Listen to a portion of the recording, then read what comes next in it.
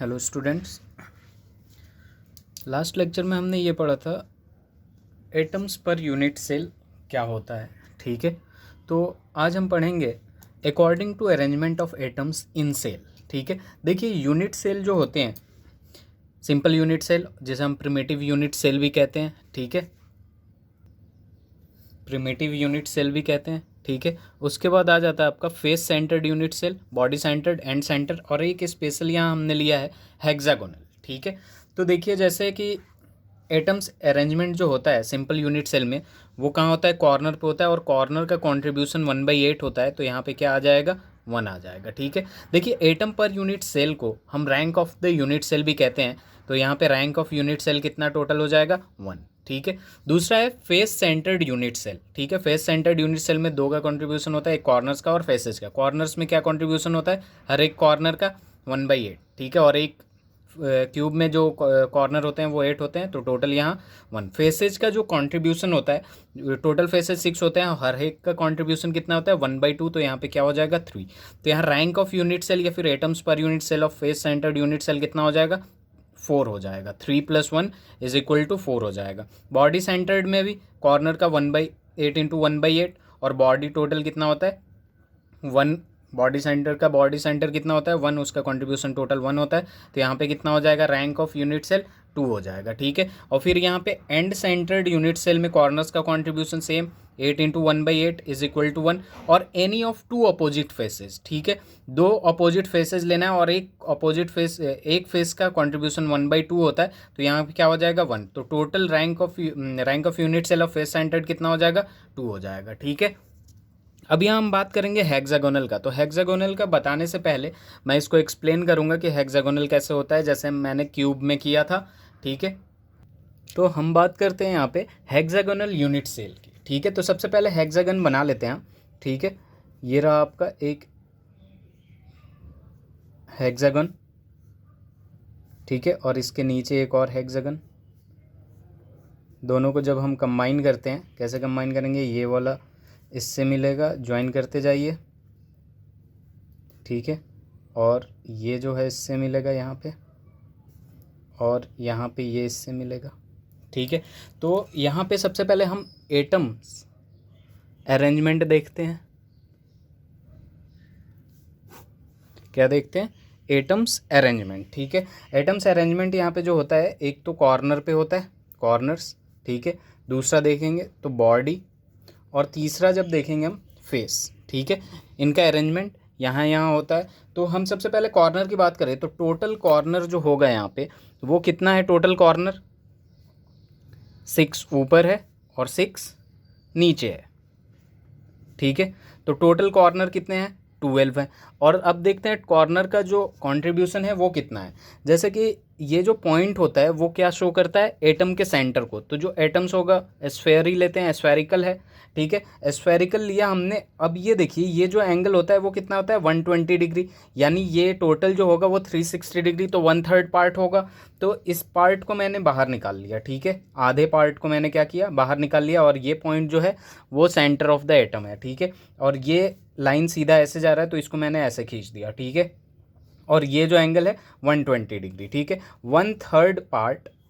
ठीक है, आधे में कितना है? 1/3 पार्ट। हाफ में कितना है? 1/3 पार्ट। तो फुल में कितना हो जाएगा? 1/6 पार्ट। कितना हो जाएगा? 1/6 पार्ट। तो कॉर्नर का जो कंट्रीब्यूशन होगा वो कितना होगा? 1/6 होगा। तो यहाँ पे 12 इंटू 1/6 कितना हो जाएगा? टोटल 2। और बॉडी का देखें तो बॉडी में यहाँ पे टोटल जो कंट्रीब्यूशन होता है एटम के, वो कितने होते हैं? 3 होते हैं, तो 3 इंटू पूरा कॉन्ट्रीब्यूशन 1, तो ये क्या हो जाएगा? 3 हो जाएगा। ठीक है, उसके बाद फेस की बात करें, तो फेस का तो हमें पता है। देखिए, एक यहाँ पे है, एक यहाँ पे है, 2 फेसेज हैं, और हर एक फेस का कंट्रीब्यूशन 1/2 होता है, तो टोटल कितना हो गया? 1। अब देखिए एटम्स अरेंजमेंट का टोटल काउंट करें हम, 2 + 3 + 1 कितने हो गए आपके? 6। ठीक है, तो यहाँ पे अब हम फिल कर देंगे इजीली कि हेक्सागोनल में कॉर्नर्स का कितना होता है? 12 into 1/6 which is equal to 2, body का 3 into 1 which is equal to 3, and face का देखें तो 2 into 1/2 which is equal to 1। तो total rank of the unit cell कितना हो जाएगा यहाँ पे? 6। Rank of the unit cell कितना हुआ? 6। और atoms per unit, total atoms per unit cell कितना हो जाएगा हेक्सागोन में? 6 हो जाएगा। ठीक है, अब यहाँ बात करते हैं हम unit cell according to unit cell parameter. सबसे पहले हम ये जानेंगे कि यूनिट सेल पैरामीटर क्या होता है, ठीक है। तो देखिए यहाँ पे सेल पैरामीटर किसको कहा गया है, ठीक है। सेल पैरामीटर्स की जब बात करते हैं तो एक क्यूब लेकर ही समझाते हैं, क्योंकि क्यूब का हमने एग्जाम्पल पहले भी ले लिया है, ठीक है, ईजिली समझ में आ जाएगा। तो एक क्यूब बना लिया हमने, ठीक है। एक क्यूब बनाने के बाद देखिए, इसको मैंने एक्स एक्सिस ले लिया, इसको वाई एक्सिस ले लिया और इसको क्या ले लिया, जेड एक्सिस ले लिया, ठीक है। इसको मैंने जेड एक्सिस ले लिया, तो यहाँ पे सपोज ये वाला जो यूनिट लेंथ है वो ए ले लिए, और ये वाला यूनिट लेंथ हमने बी ले लिया, और ये जो हाइट है उसे मैंने सी ले लिया। तो देखिए ये जो ए के अपोजिट में एंगल होगा उसको अल्फ़ा कंसीडर कर लीजिए, बी के अपोजिट वाले को बीटा कंसीडर कर लेते हैं, सी के अपोजिट वाले को गामा कंसीडर कर लेते हैं। तो यहाँ जो अल्फ़ा बीटा और गामा है, ठीक है, इसको हम कहते हैं एक्सियल एंगल्स। क्या कहते हैं, एक्सियल एंगल्स, ठीक है। और जो ए बी सी है इसको हम इंटरसेप्शन कहते हैं, या तो इंटरसेप्शन कहते हैं या फिर एक्सियल लेंथ कहते हैं। क्या कहते हैं, एक्सियल लेंथ। एक्सियल लेंथ इनका अभी आगे यूज़ होगा तो आपको अच्छे से पता चल जाएगा, ठीक है। अब देखिए 7 types of unit cell are found according to cell parameter, ठीक है। सेल पैरामीटर हमें पता चल गया, alpha beta gamma A B C है, ठीक है। क्यूबिक में देखिए इसको इस अरेंजमेंट में मैंने लिखा है ताकि याद करने में ज़्यादा दिक्कत ना हो, ठीक है। सबसे पहले कि ए क्यूब में क्या होता है, सारे साइड्स इक्वल होते हैं, A is equal to B is equal to C, and सारे एंगल्स जो होते हैं वो भी इक्वल्स होते हैं, इक्वल्स टू 90 डिग्री, ठीक है। सबसे पहले हमने क्या किया, तो यहाँ आपने देखा A is equal to B is equal to C and alpha is equal to beta is equal to gamma, ठीक है। उसके बाद जब बात करते हैं हम टेट्रागोनल की, तो टेट्रागोनल में देखिए साइड को सबसे पहले हम कंसीडर कर रहे हैं, इस पैटर्न को फॉलो करिएगा। A is equal to B is not equals to C, और एंगल वैसे का वैसे रहेगा, alpha is equal to beta is equal to gamma is equal to क्या आ जाएगा, 90 डिग्री, ठीक है। उसके बाद ऑर्थोरम्बिक में आते हैं तो A is not equals to B is not equals to C, ठीक है। तो ऑर्थोरोम्बिक में A is not equals to B is not equals to C, और यहाँ पे भी एंगल जो होगा alpha is equal to beta is equal to gamma which is equal to 90 degree, ठीक है। ये ऑर्थोरोम्बिक में है, ठीक है। फिर मोनोक्लिनिक की बात करते हैं तो मोनोक्लिनिक में भी क्या आ जाएगा आपका, A is not equals to B is not equals to C, ठीक है।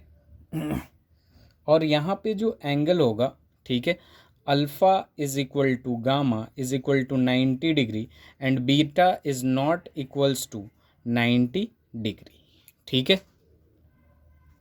फिर हम ट्राइक्लिनिक की बात करते हैं तो ट्राइक्लिनिक में भी क्या होता है आपका, A is not equals to B is not equals to C and alpha is not equals to beta is not equals to gamma is not equals to 90 degree. और ये जो ट्राइक्लिनिक होता है मोस्ट अनसिमेट्रिकल होता है, most unsymmetrical,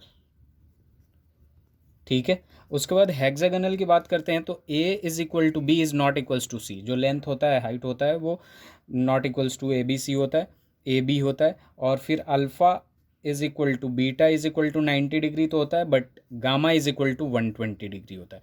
rhombohedral की बात करें तो A is equal to B is equal to C होता है, alpha is equal to beta is equal to gamma is not equals to 90 degree हो जाता है, ठीक है। अब यहाँ देखिए क्या होता है आपका कि हर एक का ये 7 है, ठीक है, 7 टाइप्स ऑफ यूनिट सेल, और हर एक का कितना होता है, 4 होता है। तो अगर थ्योरेटिकली देखें तो 28 होना चाहिए आपका, ठीक है, 28 क्रिस्टल लैटिस होता है। लेकिन यहाँ पे एक्सपेरिमेंट करके देखा गया तो ओनली 14 क्रिस्टल लैटिसेज आर प्रेजेंट, ठीक है। देखिए यहाँ पे जो क्यूबिक का होता है वो 3 होता है, एक तो आपका सिंपल हो जाता है, ठीक है, दूसरा फेस हो जाता है, तीसरा आ जाता है आपका बॉडी सेंटर्ड वाला आ जाता है, ठीक है।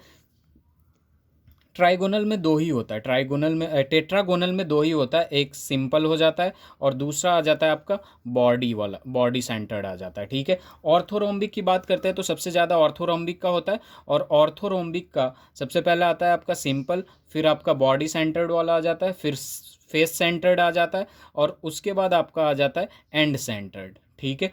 उसके बाद बात करते हैं हम मोनोक्लिनिक की। तो मोनोक्लिनिक में दो ही होता है, एक आता है आपका सिंपल और दूसरा आ जाता है आपका एंड सेंटर्ड आ जाता है। क्या आ जाता है? And centred. उसके बाद ट्राई क्लिनिक की बात करते हैं तो ट्राई क्लिनिक में एक ही होता है, ठीक है, एक ही होता है। और फिर एक होता है और वो कौन सा होता है? सिंपल वाला होता है, ठीक है। हेक्सागोनल की बात करें तो यहाँ मिक्स्ड होता है, जिसको मिक्स्ड को हम क्या कहते हैं? एक होता है, ठीक है। और रोम्बोहेड्रल की जब बात करते हैं तो रोम्बोहेड्रल में भी एक होता है, वो भी सिंपल वाला होता है, ठीक है।